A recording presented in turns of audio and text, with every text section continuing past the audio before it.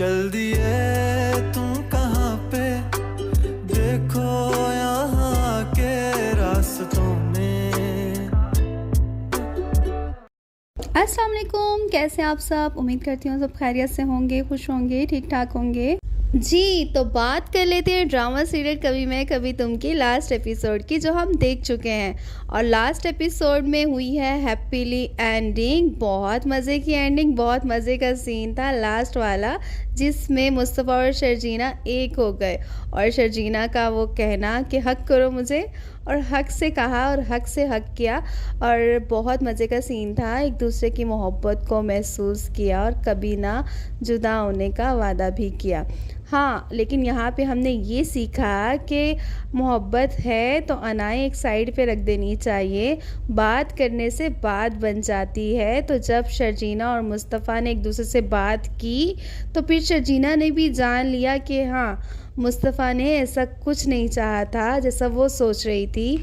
जैसे कि शर्जीना तो यही सोच के बैठी थी कि मुस्तफ़ा को उसके बच्चे से कुछ लेना देना नहीं है, और वो एक अनचाहा वजूद था मुस्तफ़ा के लिए, जिसकी वजह से मुस्तफ़ा ने उसकी केयर और फ़िक्र नहीं की और मेरे बच्चे की मौत हो गई।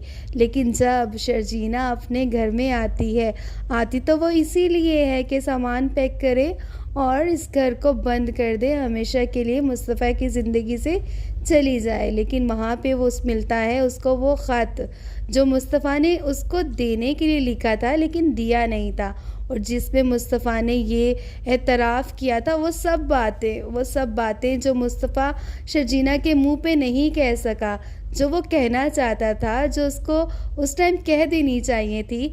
और जिन बातों को सुनने के इंतज़ार में शर्जीना भी नाराज़ रही। शर्जीना चाहती थी कि हाँ, मुस्तफ़ा मुझसे ये बातें कहे, मुझे मनाए, मुझे बताए, मुझे एक्सप्रेस करे वो। लेकिन मुस्तफ़ा उन हालात में कुछ कह नहीं पाया, खुद तक उसने बातें रखी।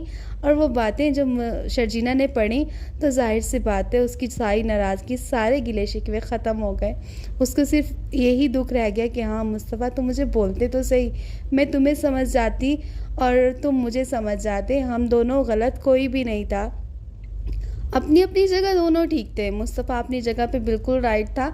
वो सिर्फ यही चाहता था कि हाँ, मैं अपने बच्चे को अच्छी ज़िंदगी दे दूँ, क्योंकि वो उसका पूरा बचपन एहसास कमतरी में गुजरा। उसके माँ बाप ने उसको हमेशा दूसरा दर्जा दिया, अपने दोनों बेटों में से दूसरे दर्जे पे रखा। और जैसा कि उसके बाप ने भी कहा कि हाँ बेटा, मैंने तुमसे ज़्यादती की, मैंने स्टार्ट से तुम्हारे साथ ज़्यादती की। तो जिस बच्चे के साथ उसके घर में उसके माँ बाप ने बचपन से ज़्यादती की हो, तो उसके साथ नफ्सियात में कुछ ऐसे प्रॉब्लम हो जाते हैं। उसके दिल में ये डर, ये खौफ इसीलिए पैदा हो गया कि क्या मैं वैसा बाप बन पाऊँगा, अच्छा बाप बन पाऊँगा।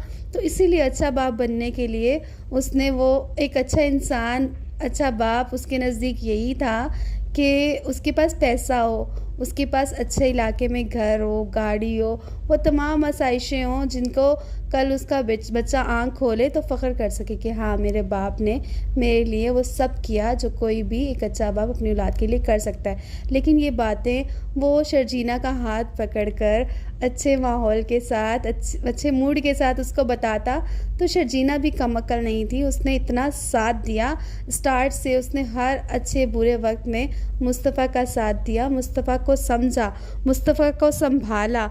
तो क्या शर्जीना उसकी बात नहीं समझती?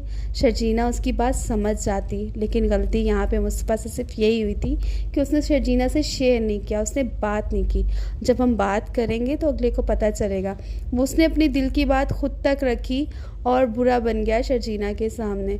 और मुस्तफ़ा के वालिदैन उन दोनों ने इस बात का इज़हार किया, इस बात से शर्मिंदगी का इज़हार किया कि हाँ, हमसे गलतियाँ हो गई। और अपने बच्चों के सामने, और जैसे मुस्तफ़ा टूट के रोया, उसने एक्सप्रेस किया कि हाँ, आपने मेरे साथ ये किया जिसकी वजह से मैं आज ऐसा हो गया हूँ। यहाँ तक कि मेरी बीवी भी मुझे छोड़ के चली गई।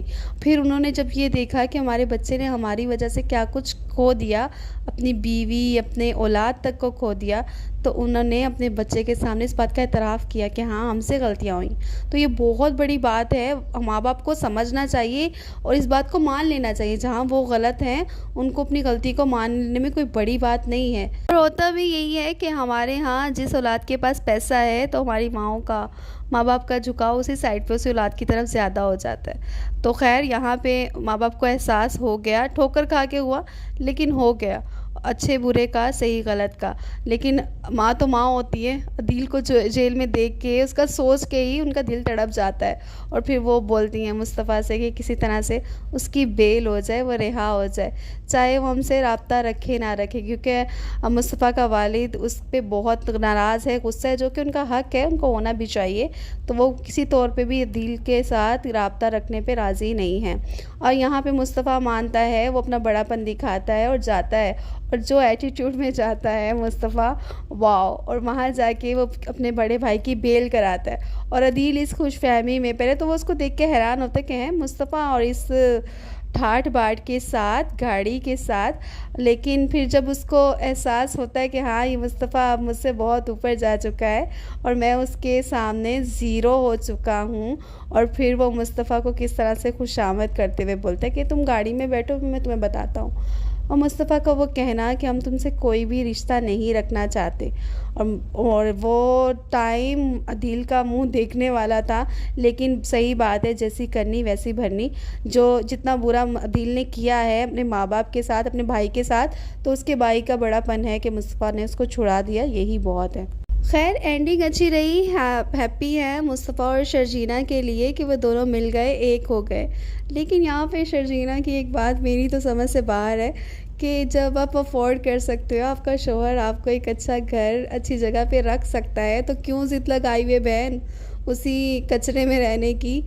मजबूरी थी, वहाँ तक समझ में आता था कि हाँ अब तो मजबूरी है, नहीं है तो कोई बात नहीं, हम लोग रह लेंगे, हम यहाँ भी ऐसे भी खुश रह लेंगे। लेकिन अब तो उसने कर लिया ना, इतनी मेहनत की, तुम्हारे लिए एक अच्छी जगह पे तुम्हें रख सकता है, तो फिर चले जाओ यार, अच्छे लाइफस्टाइल की तरफ चले जाओ। अगर नहीं जाना तो फिर वो जो बाकी पैसे हैं वो हमें भेज दो। तो हाँ, पाकिस्तानी आवाम पूरी बहुत परेशान है ना, उनके खर्चे पूरे नहीं होते, बहुत महंगाई है, बहुत परेशानियाँ चल रही है, तो फालतू पैसे हमें दे दें, तो हम लोग अपने लिए कुछ अच्छा सोच लें। तुम लोगों ने रहना है वहीं पे तो वहीं पे हैप्पी रहो। लेकिन मेरे ख़्याल में कोई भी मैरिड कपल, कोई भी औरत, कोई भी ऐसी वो इस दुनिया में नहीं पाई जाती कि जिसको एक अच्छे से बुरे की तरफ वो रहने में खुश हो। हर इंसान की ख्वाहिश होती है अच्छाई की तरफ जाने की, जबकि वो अफोर्ड भी कर सकता हो। अगर आपको मेरी वीडियोस अच्छी लग रही हैं तो वीडियो को लाइक करें, चैनल को सब्सक्राइब करें। मिलते हैं अपनी नेक्स्ट किसी वीडियो में, तब तक के लिए अल्लाह हाफिज़, अपना बहुत ख्याल रखिएगा। Thanks for watching.